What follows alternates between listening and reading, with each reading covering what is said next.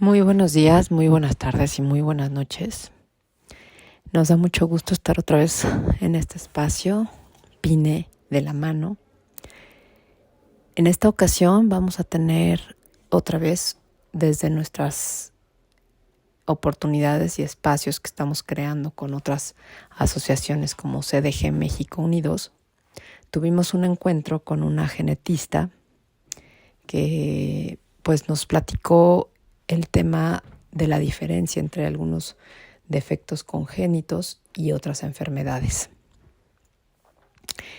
Así que, bueno, vamos a dar la bienvenida en esta ocasión a Susana Monroy Santoyo y también a Mariana Esquinca de parte de CDG México Unidos. Siempre agradecemos la participación de todos ustedes porque gracias a esto nosotros podemos seguir brindando información relativa a discapacidad, diversidad funcional, inclusión y familia. Es un gusto estar aquí nuevamente. Los dejo con el programa. Bienvenidos. Hola Hola. Margarita, ¿cómo estás? Mucho gusto. Igualmente. Bueno, las presento para que también entre ustedes se conozcan y que los que ya se vayan conectando vayan conociéndolas también. Muchas gracias como siempre por estar aquí. Soy Mariana, fundadora de CDG México y mamá de Romeo con una enfermedad rara que es CDG, defectos congénitos en la glicosilación. Y pues aquí están acompañándonos la doctora genetista Susana Monroy y Margarita de Pine, que otra vez nos acompaña, de la Asociación de Padres con Hijos con Necesidades Especiales. Si quieren, dejo que se presenten ustedes en lo que se conecta un poco más de gente. Gracias, Mariana. Pues mi nombre es Margarita Garmendia y soy socia fundadora de PINE, Padres de Hijos con Necesidades Especiales, y es una asociación que se dedica a acompañar a papás de hijos con algún tipo de discapacidad. Y compartimos experiencias. Básicamente es crear una comunidad a través de la cual podamos no sentirnos solos y saber que pasa y que es una maternidad inesperada, diferente, pero igual de valiosa como todas las demás. Eso nos dedicamos y muchas gracias por el espacio y gracias, Mariana, por la invitación a estar aquí contigo. Gracias, No, doctora. gracias a ti. Hola a todo el mundo, yo soy Susana Monroy, yo soy genetista. Ok, cuando voy a una boda en donde me reúno con gente que hace mucho no me veía y me dicen, ¿y tú qué haces?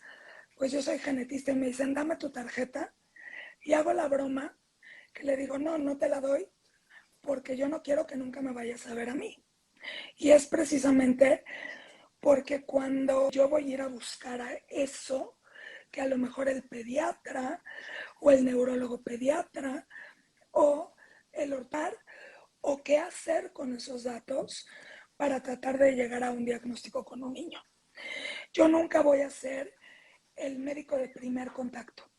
Yo siempre voy a ser el médico de referencia y muchas veces voy a ser el médico al final de la lista cuando el niño ya fue con el pediatra, el neonatólogo, el ortopedista, como les digo, a veces el neurólogo, y ya pasó a veces no solamente por un neurólogo, sino por uno, por dos, por tres, y ya no sabemos qué está pasando.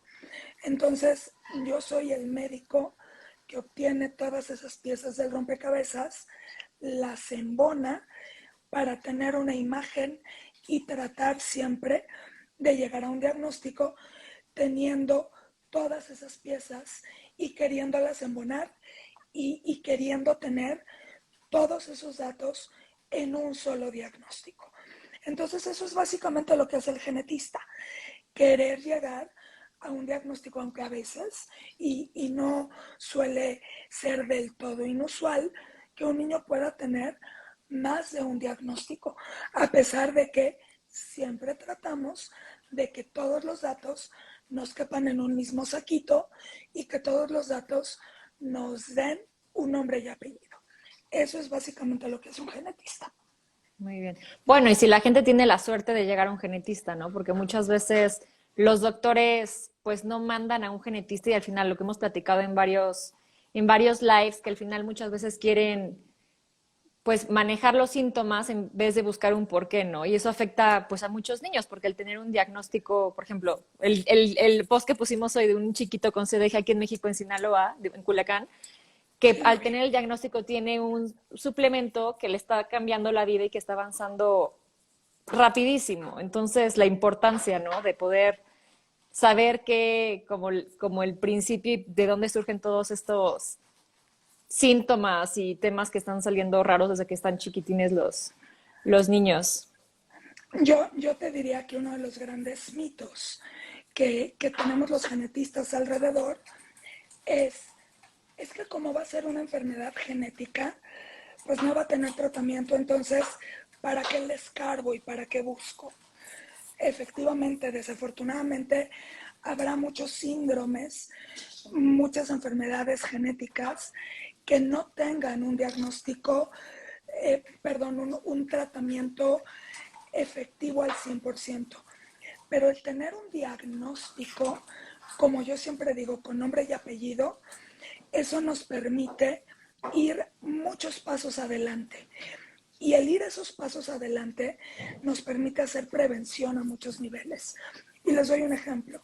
Si yo sé que el síndrome fulano de tal puede cursar, por ejemplo, con algo tan simple como es una disfunción de tiroides, yo no me voy a esperar a que ese niño tenga datos totalmente floridos de una disfunción de tiroides, cuando yo me puedo adelantar tomándole pruebas de funcionamiento de tiroides cada 6 meses. Porque además la tiroides tiene un papel vital en el neurodesarrollo de los niños.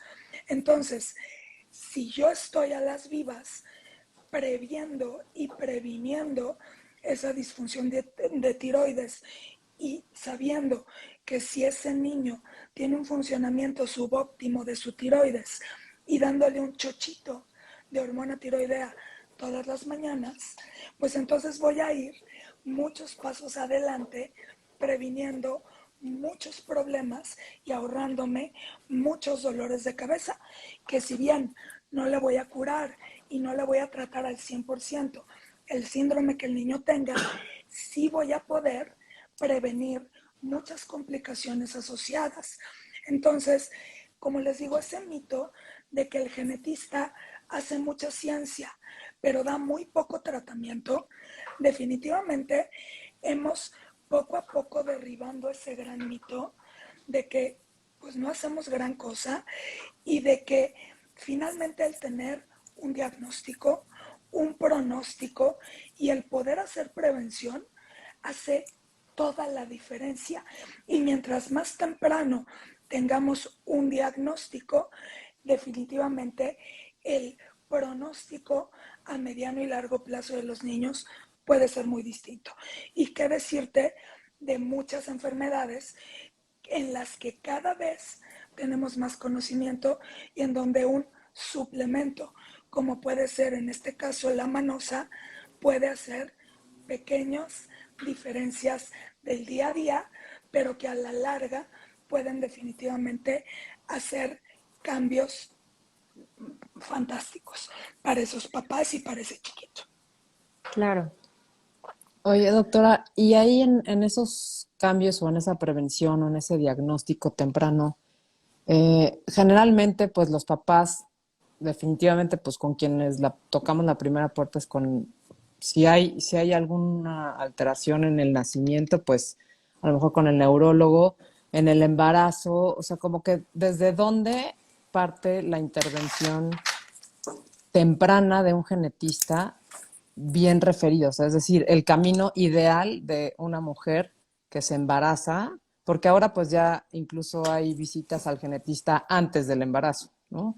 Entonces, ¿cuál sería como el camino más ideal que unos papás, a lo mejor sin ya tener un diagnóstico, pueden acudir? Y el otro, cuando hay algunos signos de alarma donde el neurólogo, ni el pediatra, ni nadie sabe bien qué está pasando. O sea, ¿en qué momento es la intervención del genetista en ambos casos? Siempre el manejo del embarazo sabemos que ahorita hay muchas pruebas que podemos hacer. Por ejemplo, lo que se llaman las pruebas de portadores, que se hacen ahora con cada vez más frecuencia en parejas que ni siquiera se han embarazado, que son estas pruebas preconcepcionales, porque quieren saber, como dirían las abuelitas, si son o no compatibles, ¿sí? Si tienen riesgo de que cuando ellos queden embarazados, de tener un bebé con una afección. Esto es medicina preventiva al más alto nivel para esos bebés. Luego viene la parte del diagnóstico prenatal. Pero evidentemente, y yo siempre le digo a las parejas, es una maravilla que no podamos controlarlo todo. Habrá cosas, Sí. por ejemplo, si sabemos que una pareja tiene riesgo de tener un bebé con un padecimiento en donde tanto mamá como papá heredan en simultáneo un gen que le condicione al bebé esa enfermedad. Y sabemos que hay CDGs que se heredan de esta manera, que son los autosómicos recesivos. Pero hay otros que se van a presentar, por ejemplo, con mutaciones nuevas en el niño, teniendo mamás y papás totalmente sanos. Todos, cuando decidimos embarazarnos, nos vamos a aventar de un risco y obviamente el hacer prevención antes va a determinar qué tan alto es el riesgo de donde nos estamos aventando, ¿sí?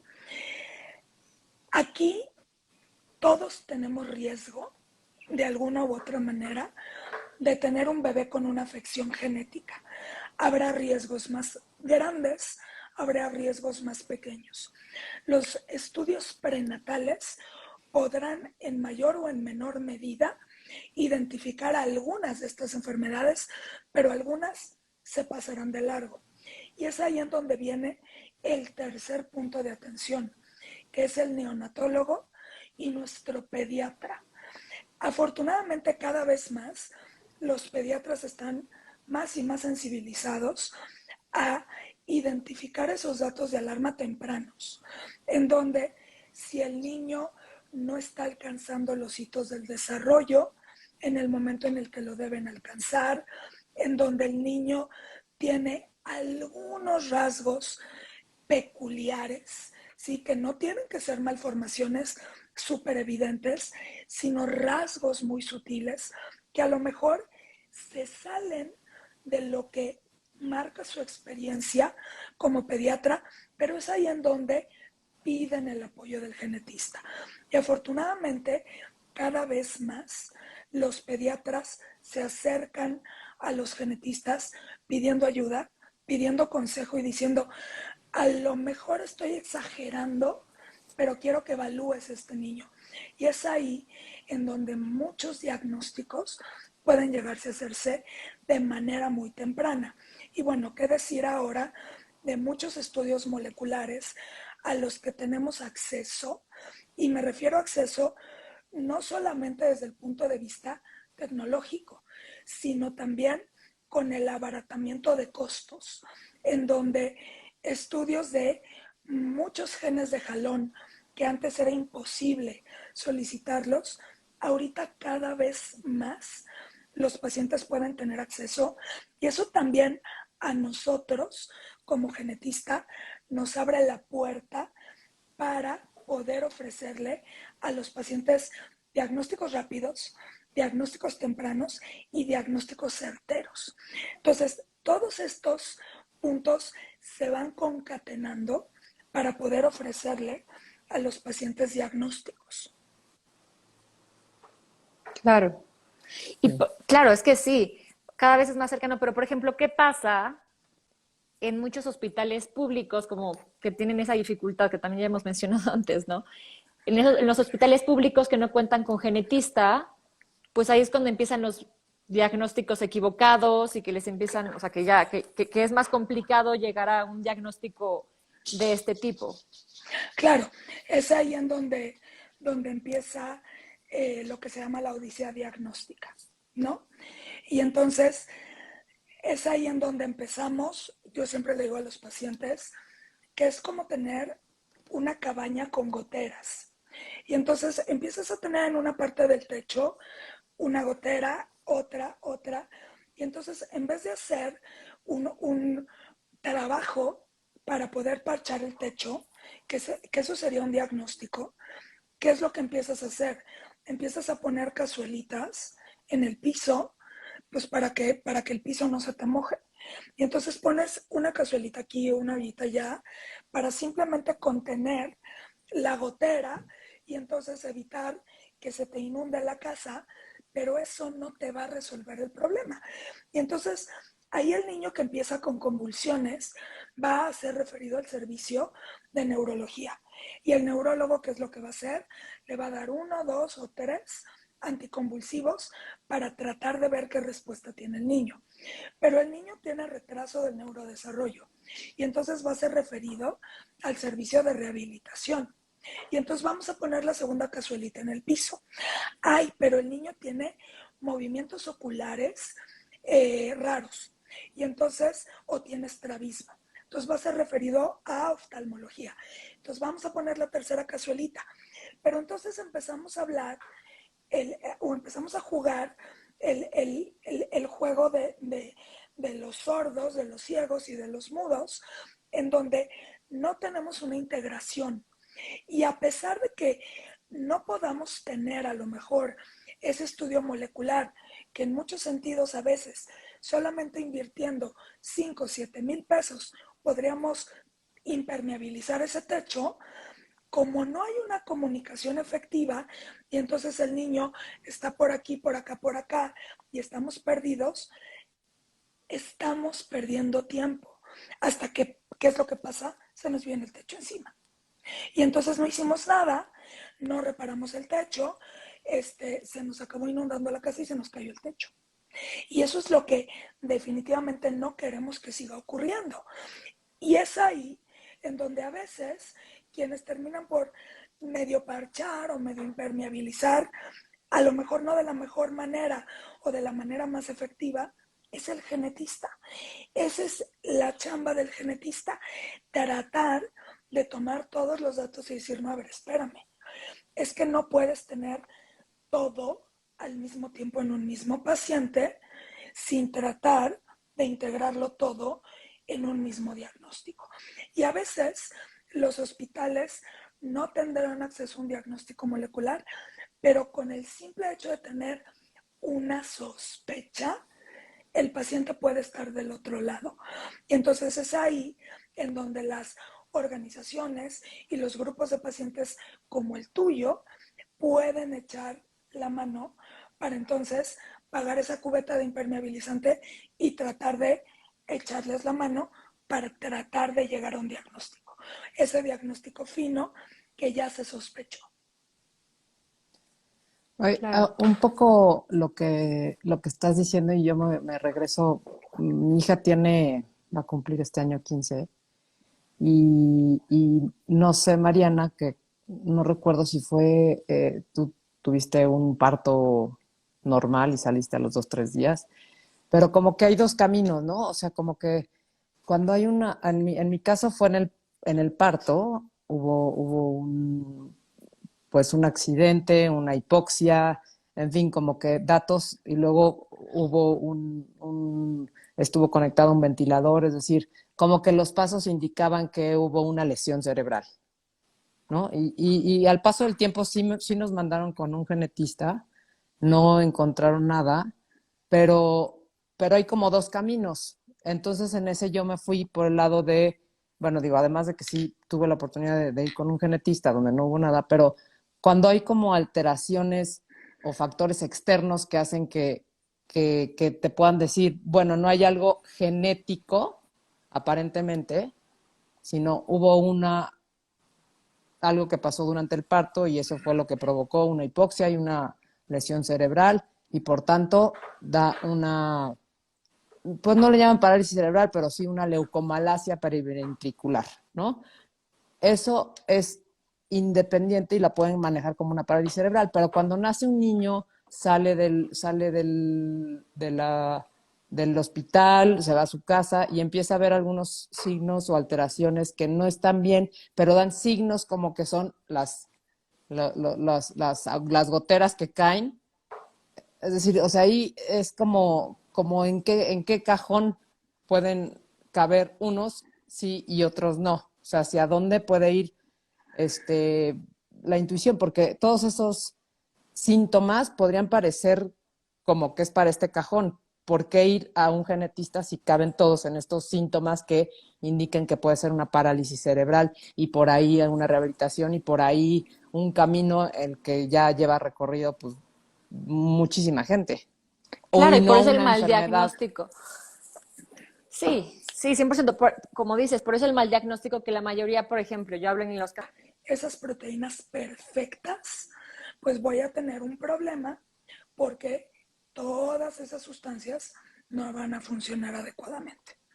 Entonces, un defecto congénito de glicosilación ocurre cuando la maquinaria de ensamblado de las antenas y de pegado de las moléculas de azúcar no funciona. ¿Ok? Entonces, voy a tener, como les menciono, muchos tipos de defectos congénitos de glicosilación, algunos muy específicos para el pegado de ciertos tipos de azúcar o algunas para la formación propiamente de las antenas, como el caso de el defecto congénito de glicosilación tipo PIGA, en donde la antena no la podemos formar adecuadamente. Gracias. ¿Y cómo sospechar? O sea, ¿cuándo alguien puede sospechar de un CDG? ¿Cuáles son algunas de las señales que la gente, o sea, que los papás o los médicos pueden decir, ok, este niño puede tener un defecto congénito de la glicosilación? Ok. Eh, los datos que suelen ser comunes, a pesar de que hay algunos defectos congénitos de glicosilación que tienen datos muy específicos, los datos que suelen ser comunes es crisis convulsivas de inicio muy temprano, es decir, en los primeros meses de la vida, suelen ser crisis convulsivas que no responden a los anticonvulsivos comunes.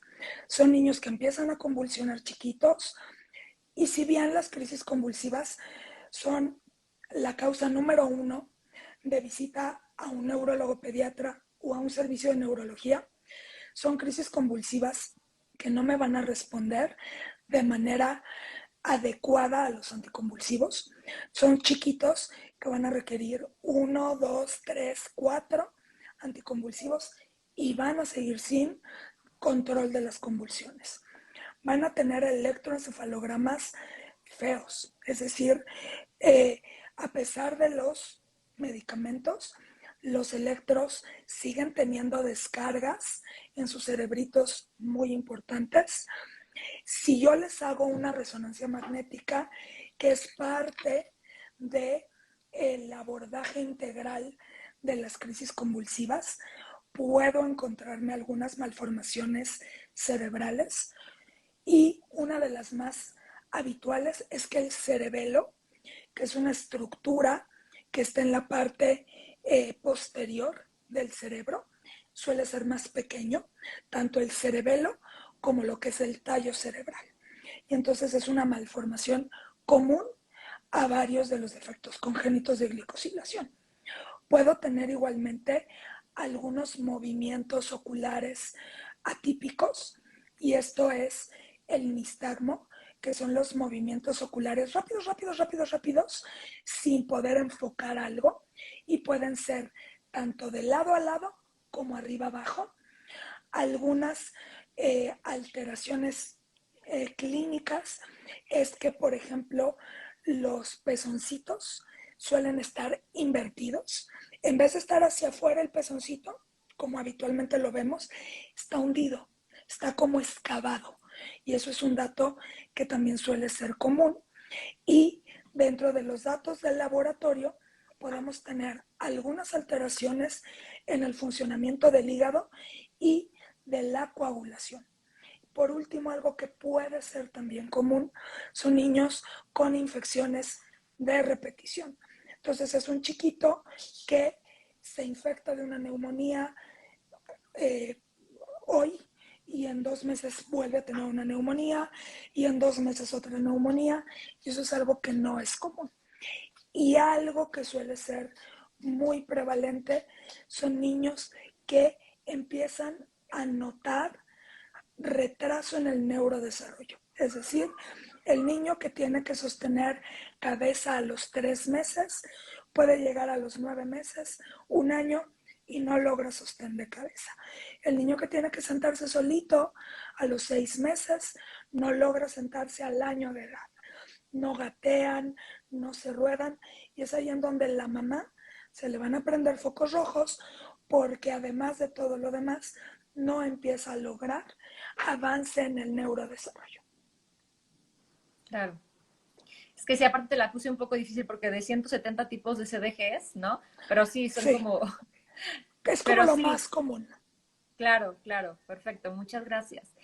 ¿Y hay alguna forma de prevenir los CDGs? ¿O es Ok, hasta que nace el hijo, hasta que nace el niño y que ya están las banderas rojas y ya hay muchos temas, como tú dices, algunos síntomas? Pero ¿hay alguna forma de prevenirlo o de saber antes? podemos saber, por ejemplo, ahora con estos estudios preconcepcionales que se hacen las parejas, buscando si tienen genes en común mutados, ¿sí? Se hace para algunos defectos congénitos de glicosilación, sí, pero no para los 170. También entendiendo que muchos de estos defectos congénitos de glicosilación tienen un fenómeno que se llaman mutaciones de novo. Es decir, mamá tiene su gen totalmente sano, papá tiene su gen totalmente sano, conciben al bebé y el bebé hace su propia mutación. Entonces, ahí no hay manera de prevenirlo, ¿de acuerdo? ¿Por qué? Porque es una mutación que el propio bebé genera al momento de ser concebido. Entonces, ahí no hay manera de preverlo ni de prevenirlo. Muchos de los defectos congénitos de glicosilación se presentan de esta manera. Ahora, si yo me hago un estudio de portadores y el defecto congénito de glicosilación para el que mi marido y yo somos portadores no venía en el panel, tampoco tengo manera de prevenirlo. ¿Cómo podemos prevenirlo? Como mencionabas tú, y como decimos aquí en México, a toro pasado. Ya tuvieron un bebé con un defecto congénito de la glicosilación, se identificó el tipo de defecto congénito de glicosilación y es uno de estos que se denomina recesivo, en donde sabemos con certeza que ambos son portadores. ¿Cómo podemos prevenir en esas instancias? Haciendo algo que se llama... Agradecemos la participación de la doctora Susana Monroy Santoyo y también a Mariana Esquinca de CDG México Unidos en la elaboración de este programa. Esperamos que sea de su agrado. Gracias a la producción y edición de Ricardo Gómez, Radio Pasión, siempre un placer ser parte de esta familia. Hasta la próxima.